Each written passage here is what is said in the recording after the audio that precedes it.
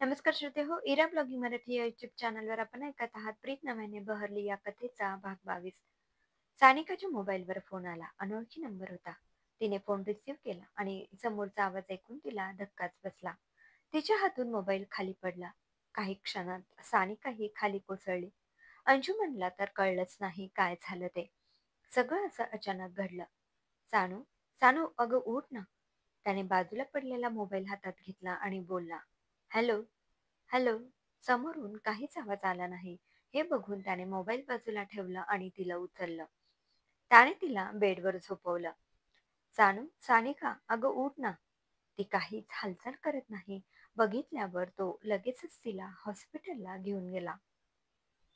तिला तिथे ऍडमिट करण्यात आलं. तिची ट्रीटमेंट सुरू झाली. तब्बल 2 तासानंतर ती शुद्धीवर आली. तिने डोळे उघडले. बघितलं तर अंशुमन बाजूला बसलेला होता. त्याचं लक्ष गेलं. सानिका, कशी आहेस तू? आता बरं वाटतंय का तुला? अशक्तपणा वाटतोय का अजून? काय होतंय तुला? कोणाचा फोन आला होता नक्की मगाशी? सानिका शांत बसलेली होती. सॉरी, मी तुला असे अनेक प्रश्न विचारतोय. सॉरी. कसं वाटतंय तुला आता? तिने डोळ्यांनीच त्याला बरं वाटतंय असं सांगितलं. सानिका 2 दिवस हॉस्पिटलमध्ये होती. त्यानंतर तिला डिस्चार्ज मिळाला. दोघांनीही रिटर्न जाण्याचं ठरवलं. सानिका, तुला आता बरं वाटतंय ना? उद्या सकाळी आपल्याला निघायचं आहे. सानिका काहीतरी विचार करत होती. त्याने पुन्हा विचारलं, बरं वाटतंय ना तुला? निघायचं ना आपण? हो, निघूया. मलाही इथे बरं वाटत नाहीये. सानू, कोणाचा फोन होता त्या दिवशी? मला नीट आवाज आला नव्हता. काही कळलं नाही कोणाचा होता ते. पण तुझ्या हातातून मोबाईल का पडला? अंशुमन, मला खरंच काही आठवत नाहीये. ती थोडी चिडून बोलली. ओके ओके, तू चिडू नकोस. सानिका तो फोन आणि त्यावरचा आवाज आठवला आणि ते शब्द तिच्या कानात गुंजले. सानू, तू खरेच मला सोडून गेली का ग? तिला सौरभचा आवाज आहे हे कळलं आणि धक्काच बसला. ती खूप विचार करू लागली. खरंच तो सौरभ असेल? आणि हो, तर त्याला कसं कळलं की माझं लग्न झालंय? बाबा, बाबांनी त्याला सगळं सांगितलं असेल. बाबा त्याला त्रास तर देत नसतील ना? माझ्या लग्नाचं कळल्यानंतर त्याला खूप त्रास झाला असेल. नेमकं काय घडलं असेल कसं कळणार? तिच्याच विचारात ती गुंतत गेली. काही वेळाने तिला झोप लागली. अंशुमनने रात्री सगळी पॅकिंग करून ठेवली. सकाळी दोघेही तयार झाले. मॅनेजरने त्यांची तिकीटं आणून दिली. सर, तिकीट रेडी आहेत. Happy journey. थँक्यू. तो हसत मुखाने निघून गेला. सानू, रेडी झालीस का? अगं लवकर, आपल्याला उशीर होत आहे.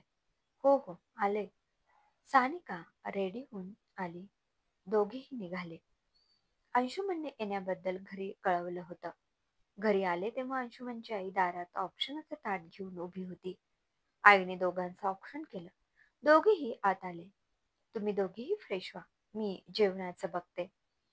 दोघेही खोलीत गेले. फ्रेश होऊन बाहेर हॉलमध्ये आले. दोघेही जेवायला या, जेवण रेडी आहे. अंशुमनच्या आईने त्यांना हाक मारली. दोघेही जेवायला बसले. काय मग, कशी झाली टूर? मस्त, अंशुमन हसत म्हणाला. सानिका, तुझा चेहरा असा का दिसतोय? अंशुमनच्या आईने तिच्याकडे बघत म्हटलं. काही नाही ग, ती थोडी थकली आहे. तिला बरंही नव्हतं. का? काय झालं? अशक्तपणा आला होता, बाकी काही नाही. अरे तिला तरी बोलू दे. तूच बोलतोय सगळं. काय ग सानिका, हा तुला बोलू देतो की नाही, की हाच सगळं बोलतो? ती थोडीशी हसली. आई, मला थोडं बरं वाटत नव्हतं. तिथे 2 दिवस मी ऍडमिट होते. काय? अंशुमनची आई जोरात किंचाळली. आई आई शांत हो, ती बरी आहे आता. अरे पण आम्हाला सांगायला हवं होतं ना तुम्ही दोघांनी. काही सांगितलं नाही? आई, काही झालेलं नव्हतं. तिला थोडा अशक्तपणा आलेला होता. बस तेवढंच. आणि तुला सांगून काय होणार होतं? उगाचच तुम्ही सगळ्यांनी टेन्शन घेतलं असतं. म्हणून आम्ही कोणाला काही बोललो नाही. आणि मी केलं ना सगळं मॅनेज. माझ्यावर विश्वास आहे ना तुझा? मग का काळजी करतेस? हो रे राजा, तुझ्यावर विश्वास आहे, पण खूप मोठी जबाबदारी होती तुझ्यावर. ही परक्याची लेक आपल्या घरी सून म्हणून आली आहे. आता हिची संपूर्ण जबाबदारी आपली आहे. तिला सांभाळणं, काळजी घेणं आपलं कर्तव्य आहे. तिने सानिकाच्या डोक्यावरून हात फिरवला. आई, एक विचारायचं होतं. अगं बोल ना, काय बोलायचंय? आई, मला माझ्या घरी जायचं होतं. म्हणजे तुमची परवानगी असेल तर मी काही दिवस आईकडे राहून येऊ. अगं, त्यात परवानगी काय मागतेस? जा, तुझी इच्छा आहे ना जायची? जा मग. तसेही तुला आठवण आली असेल आईची. तिथे जाऊन तुला बरं वाटेल, मन रमेल तुझं. पण डॅड आणि अंशुमनला नाही विचारलं मी. अंशुमन नाही म्हणणार नाही. काय रे? आई त्याच्याकडे बघून हसली. तू इथली काही काळजी करू नकोस. जा तू. अंशुमन ऑफिसला जायच्या आधी तिला तिच्या घरी सोडून दे आणि मग तू परस्पर तिकडूनच जा. ओके. अंशुमनने सानिकाला तिच्या घरी सोडलं. तो बाहेरूनच परस्पर ऑफिसला निघून गेला. काय ग सानू बाळा, कशी आहेस? मी बरी आहे. चेहरा का असा दिसतोय तुझा? काही नाही ग, बरं नव्हतं मला 2 दिवस म्हणून. आई कुठे आहे? आहे ना, गायत्री बघून बोलली. सानू बाळा, तू तू कधी आलीस? आत्ताच आले. आणि हे काय, एकटीच आलीस? नाही, अंशुमन आला होता पण तो लगेच गेला. त्याला ऑफिसला जायला उशीर होत होता ना म्हणून. अरे, त्यांना बोलवायचं ना आतमध्ये. पहिल्यांदाच जावई घरी आले आणि काही मानपान नाही केला असं बरं दिसतं का? आई, तू संध्याकाळी येणार आहे. सानिका, बरं नाहीये का तुला? हो ग आई, थोडा थकवा आहे. बाकी काही नाही. काही खायला आणू तुला? नको, आत्ताच मी ब्रेकफास्ट करून आले आहे.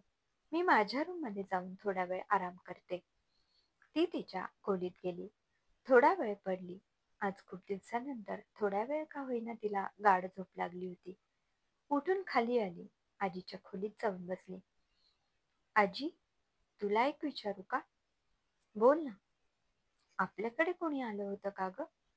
माझ्याबद्दल कोणी चौकशी करत होतं का? तुला काय विचारायचंय मला कळलंय. तुला सौरभचा फोन आला होता? फोन तर मला आला होता, पण बोलणं काहीच झालं नाही. म्हणजे? सानिका, तू खरंच मला सोडून गेलीस का? एवढंच ऐकलं मी. त्यानंतर मी बेशुद्ध पडले. पुढे काय बोलणं झालं, कोणाशी झालं मला नाही माहिती. आजी, सविस्तरपणे सांग ना काय झालं. सौरभची आई आपल्याकडे आली होती. आजीने सांगायला सुरुवात केली. कुणी आहे का? आहे का कुणी घरात? सानिकाची आई, सानिकाचे बाबा, कुणीतरी आहे का घरात?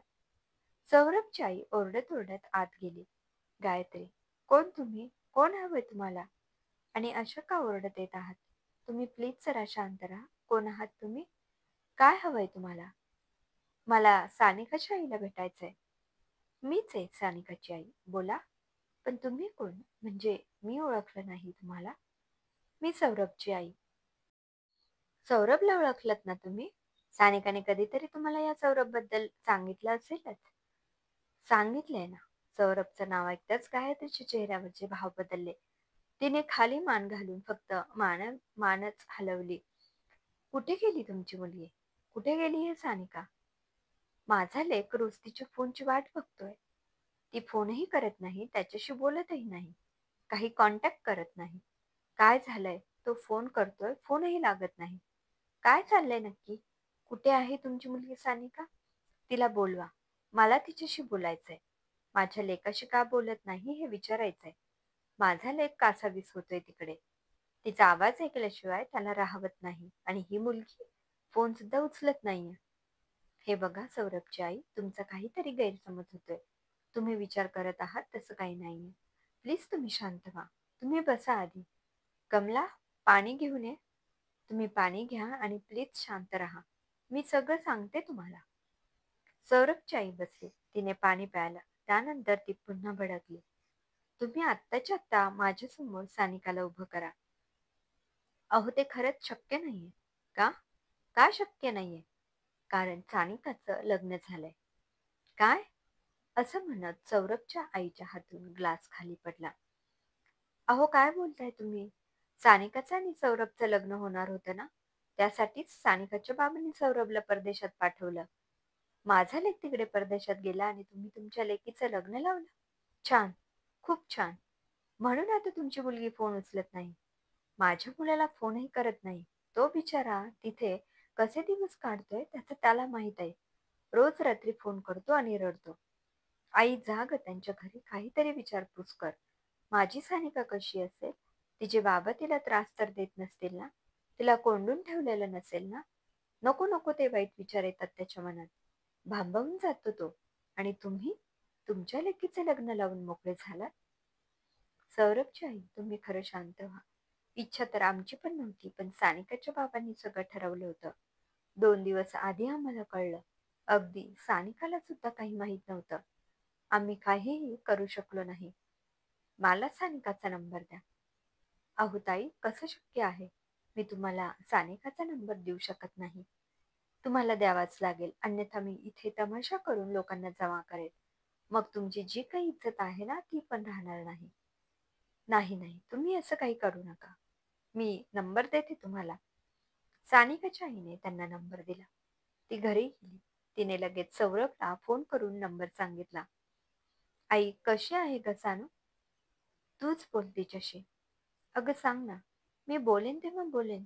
तू तिला बघितलं असेल ना? मग सांग ना कशी आहे माझी सानू? सौरभ, विसर तिला. आई तू काय बोलतेस? हो, विसर तिला. तिचं लग्न झालंय आता. काय? आई का खोटं बोलतेस का? राजा हे खोटं नाहीये. मग तुझ्या सानिकाचं लग्न झालंय. ती तिच्या नवऱ्यासोबत राहते. कोणाशी लग्न झालं? अंशुमनशी झालं असणार. ते काही मला माहित नाही. सौरभ रडायला लागला. त्याच्या आईने फोन ठेवला.